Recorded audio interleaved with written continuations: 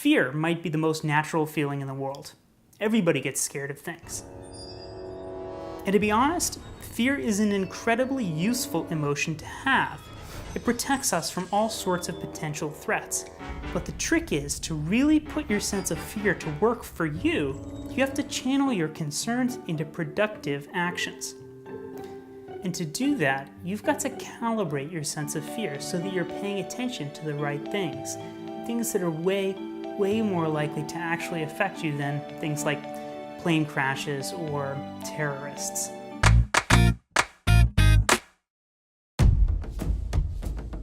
A long time ago, our prehistoric ancestors were afraid of things like lions, tigers, and bad weather. Fast forward to today, people all over the world love seeing lions and tigers at the zoo. And kids love bad weather because it gives them snow days off from school. In the modern world, we've become afraid of all kinds of less immediate threats. According to the latest survey of American fears by Chapman University, Americans are afraid of things like identity theft, biological warfare, being hit by a drunk driver, cyber terrorism, and other people talking about us behind our backs. About 20% of Americans say that they're afraid of getting murdered by a stranger. The truth is, homicides are incredibly rare, and they only happen to about 5 in 100,000 Americans. And homicides by strangers are even rarer than that. They're only about a third of the total homicides. You're more likely to get depressed and decide to kill yourself than be killed by someone you don't know. As a society, we're also quite afraid of terrorist attacks, but the truth is, less than 100 Americans die from terrorism in most years.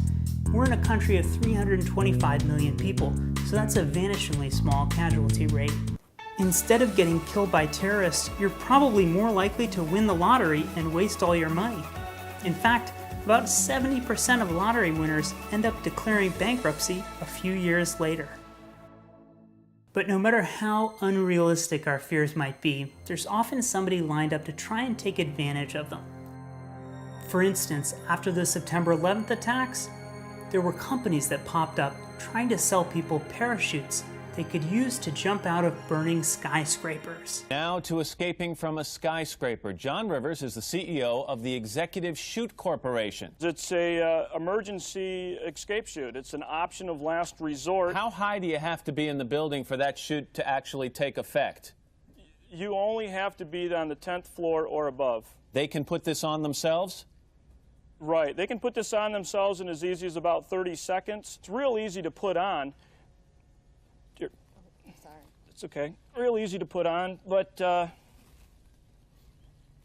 when you first get this chute, you're going to want to put it on and try it on a few times yourself. Jamie's having a little trouble putting that thing on, I want to mention. I mean, is this something that you honestly think in a moment of panic that someone can operate properly?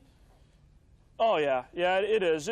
This is actually, Jamie's probably never put this thing on before in her life, so it's okay. The CEO of that company later admitted that he'd never actually tried his parachute himself, but he still sold it to hundreds of scared people.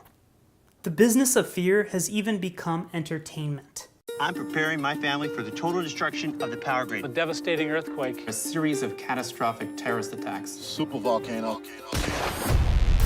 Although you might not get this impression on television, there's probably never been a better time to be alive. Humans are living longer than ever, extreme poverty is going steadily downward, and less people are dying from wars. But despite the fact that the world is safer than ever before, it's also easier than ever before to spread stories about scary things happening to other people. For instance, a deadly earthquake that killed a dozen people halfway around the world becomes a breaking news notification delivered straight to your phone. Events that you would not have even heard of 50 years ago today are top headlines.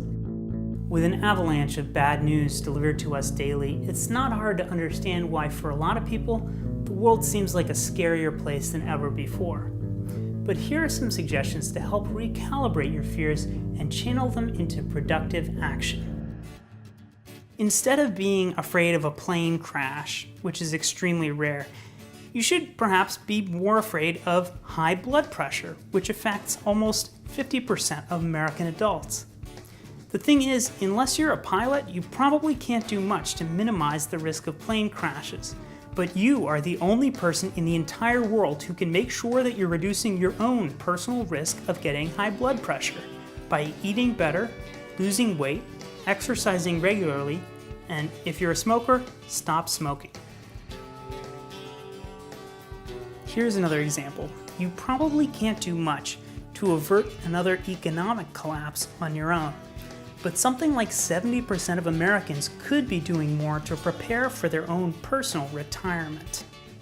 Nuclear weapons are a whole lot less likely to affect you than those potato chips you've been eating.